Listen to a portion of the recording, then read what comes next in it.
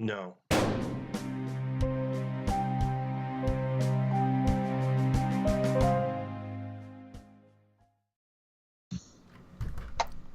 Ow! Fuck.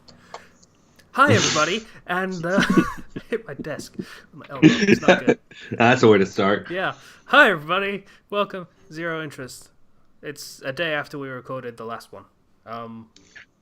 It's New Year's Eve, also, to date this, just so everyone knows.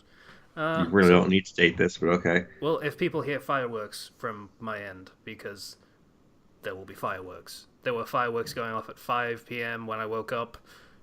It is 8 now. There are only going to be more fireworks from this point on. So Great. Is it 8 p.m. now? Bear with me. 20 past 7. Close enough. So, RWBY Episode 3, Season 2, Volume 2. Yeah. Volume 2, Chapter 3.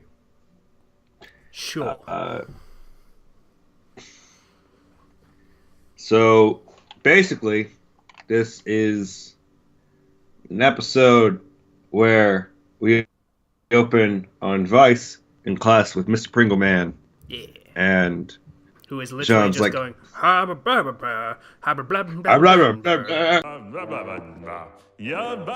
So, Weiss, I was thinking after this, maybe we could go grab a bite to eat? which is all I really wanted from him, so I'm really glad. And then Jean was like, hey, maybe you and me could, go out and, go see a movie. And she's just like... Are you trying to be Travolta or something? No, but he's just like, we could go and see a movie and hang out and do the date thing. And he's like, were you even listening to a word I said, after class? And she's like, no, and yes. And he's like, oh. And go over to the room of our fantastic RWBY team with Fantastic Four, you could say. With their newly designed outfits.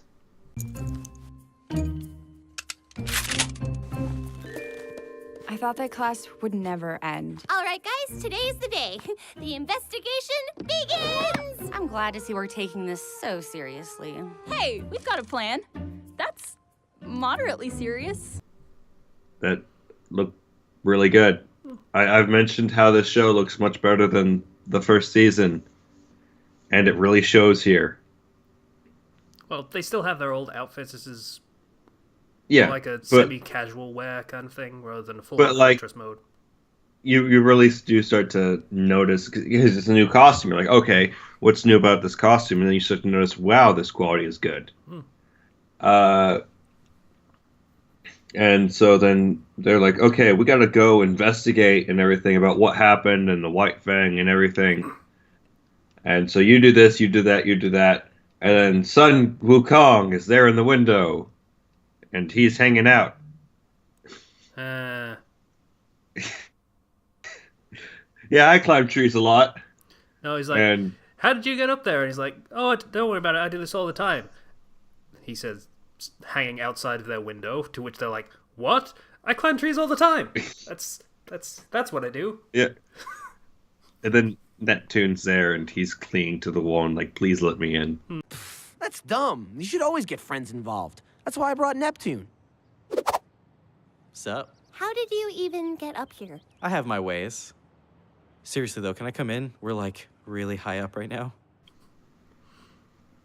And then we see the continuation of Vice's crush on Neptune, which I don't feel like will come to fruition. Just because the way that, like, they never get any actual time together. So, as far as pairs are concerned, nothing's been set in stone for any of it yet. For nobody. So, no idea. Yeah, but I don't feel like those two will end up together at all. It just, there's not enough groundwork. It's just, oh wow, he's kind of cute. It is pretty girl likes cute boy, and cute boy likes pretty girl, and that is pretty much the extent of it. Yeah. And so, like, they split off into teams, and Vice is like, well, wait, he could be with me. And then Ruby's like, Yeah, right. no, we're going together, me and you, best buds for life. Hmm. So they do go together, and they run into Penny. Oh. You dropped this. Penny? Where have you been? We haven't seen you since the night at the docks. Sorry, I think you're confused. I've got to go. Literally run into Penny. And Penny's like, oh, I'm sorry, I don't recognize you. Okay, goodbye.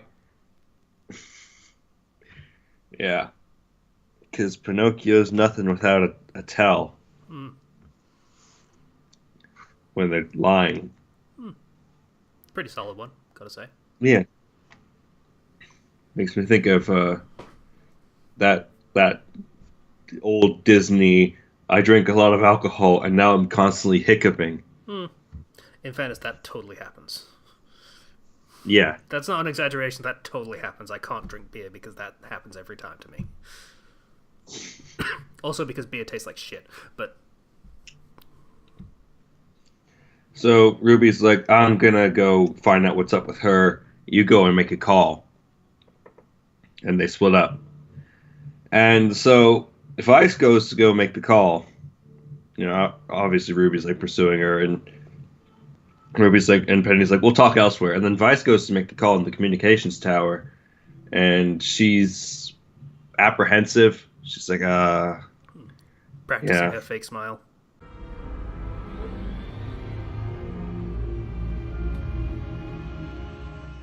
you know, she gets in there and she makes the call, and it's like, oh, hey, Miss Schnee, how you doing? And she's like, oh, I'm doing great. Would you like me to put your father on? Or No, I think your sister's no. around as well. No, that's fine. Just get me my information, please. Okay. This is like some pretty hardcore stuff that you're asking for. Now, I'll be careful with it. Okay. I don't get paid enough to say no. So, okay. There you go. And, are you sure you don't want to talk to anybody? No, I'm good, thank you. Goodbye now. Okay. Have a good Hangs day. up and then... Yeah. And scene. Yeah. And then we go over to Ruby and Penny. And they're walking around. And Ruby's like, oh, okay, come on, tell me what happened. What happened? What happened then? When they go to the square and they see, oh, hey, these are our new robots. The Kingdom of Atlas is a kingdom of innovation. And fine? Well, that's just not good enough, is it? Presenting the Elysian Knight. 200. Yeah, these Look were at these- old robots, and it shows the robots from the Black trailer that, you know, Blake and Yeah. Adam made. I'd say mincemeat, but the robots, so mince metal out of. I'm a little proud of that one. And then a new line of robots gets shown off. The AK-200s. Hey, Yeah. hey, Doing we're the new poses. robots. Yeah. And Well, so... stepping on the old robots' backs, quite literally. Yeah. It's Yeah. actually a little unnerving in that context, but, you know, whatever. And it's like, these will protect us. And don't worry, I know you need that human touch. So here's a giant mech you can pilot. Yay. Our kingdom's greatest minds, in cooperation with the Schnee Dust Company, are proud to introduce the Elysian Paladin. That's not And when, foreshadowing. and then Ruby's like, oh, giant mech. Yeah. Kind of look face. She looks very excited with the knees together, squeezing her legs together kind of thing. You know, I don't know whether that was intentional. it's perfectly normal when you see a robot like that. I'm not going to disagree. And so then guards notice them, and they're like, "Hey, we gotta make a phone call." And so they run off, and the guards are chasing after them. It's like, "What's going on, Penny? Tell me. I don't understand a single thing that's happening." And Ruby uses her speed to get them away, and she ends up in front of a truck. And driven then by the Dust Till Dawn store guy. Penny jumps in and is like, bang! Stops the truck.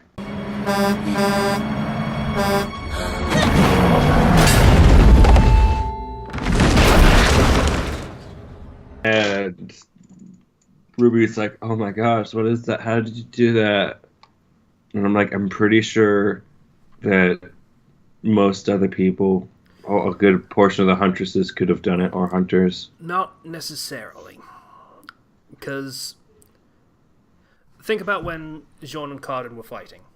Jean has aura, but he was still getting knocked around like a ragdoll. You would still take the impact, it just wouldn't hurt you as much. So any normal person using aura would have been sent flying by that truck. Not I don't know, I feel like Yang could have stopped it. She could have, maybe, but that's because her semblance enhances her strength. So that means she specifically might be able to do that, but only people with like strength enhancements will be able to do things like that. Yeah, so it's possible she could do it. It's possible, but it'd be pretty rare and surprising for the civilians around who were and so she's like, "What's going on, Penny? I don't understand." And Penny's, hiccuping and lying and whatnot, and she's like, "Look, I'm not a real girl." And I'm like, "Well, I knew that." It's got little markings on the hands, metal casing. Little marking. And you know what's funny? I don't think this was intentional, but in the original Westworld, the movie, you know how you could tell the robots apart from the humans? You look at the hands, because they never got the hands quite right. That's so the probably fact that she very coincidental, but yes. And the fact that she has her hands out like this, which coincidentally is also something in the Westworld show when a character's like, "Am I a robot?" And he looks at his hands. I just find it. In that case, it might not be coincidental, but yeah. But yeah, Penny being a robot or whatever was pretty obvious. Like there was no twist, but it was, I guess, nice to see that being just out in the open now. Some things about this episode. Again, I had the problem with the bit part, having that one line that's like, it's just not delivered well. There's the one soldier guy who's like, "Stop right there," or something. Oh, right, yeah. And then it's just, it doesn't sound great or convincing. Rather, I think is the proper word. And as far as the animations go, boy, do these walking and running animations actually look good. They look better. I mean, better, yeah. Like, I don't mean they're the best, like they're like really, really good, but like they are good enough, I guess. Because head and shoulders earlier, what we got before. Yeah, season 1 was just kind of unacceptable with some of the stuff they did. With the sliding around. Granted, that was just the one episode, but with most of the sliding around, but still, the walk and run cycles weren't exactly the greatest either. Because you can see the character models will just kind of wobble, Yeah, well, a lot of that sort of stuff is mocapped, so the character models wobbling is because, say, for example, Weiss doing her sort of swaying, "I'm an awesome, strong, independent woman" walk was because the animators were doing that walk, who are predominantly men. So they had to learn how to do that, and they had to learn how to do that in heels. So yeah, it might not have been particularly realistic for how she would have actually walked, but yeah, but I mean, like, it was just a general kind of all characters had a sort of a wobble when they walked or ran that kind of made it not great in season 1. Season 2, that wobble that I've noticed is either not there or significantly reduced to the point where you really have to be looking for it to find it, which is great. Also, if anyone wants to see the animators trying to get that strut down, there is actually video footage of them walking through the parking lot in a line, all of them trying to get this strut down, and it's pretty fantastic. Oh, but like, all in all, good episode. Does not, I would say, accomplish terribly much. No, in terms of there's a lot of expositional stuff and some seeds planted, but that's pretty much all it does this episode. Yeah, not really like much in terms of plot advancement. But the new robots are a thing. Weiss's family is a thing. Obviously, Penny being a robot, we already knew, but now the characters know. It's planting seeds. Yeah. Again, like, I have no problem with an episode like that, but there's not much to talk about it plot-wise, other than, yeah, you're setting stuff up. I don't know how much of it will pop up, but I'm hoping all of it does. Well, some of it will pop up very, very soon, so look forward to that. Opening is still great. I may have watched it multiple times earlier. Because I like the opening a lot. Just consider downloading the soundtrack at some point. I actually am considering that. Get the first one first. Then, once you've actually gone through the season, the other ones, because, like I say, they do like, the lyrics will have plot elements in them and be spoilery. So yeah, like, the music is good. The animation's much better. The character models, the textures, the lighting, it's all still great. No significant problems I've really had with this episode other than that one line that was delivered. Also, worth noting, the credit song for this episode was, I think it's called All Our Days, and it's one of my favorite songs from all of the soundtracks, just overall. Yeah, I heard you squeal about that a little bit. It's so gorgeous. I love it. All right, so that was RWBY, Volume 2, Chapter 3, I guess. I'm always going to give the camera the stink eye when we have to do that weird naming convention. Like I said earlier, it's not bad. It's still good. I'm just waiting until we get to that point where either it's going to be something great is going to happen or something really bad will happen, but we'll find out. Okay. So, that's an episode. So thanks for watching. We'll be back when we have another one of these out. We'll be changing the schedule. We'll have changed the schedule by this point. So, yeah. See whenever the next one is. We'll work it out.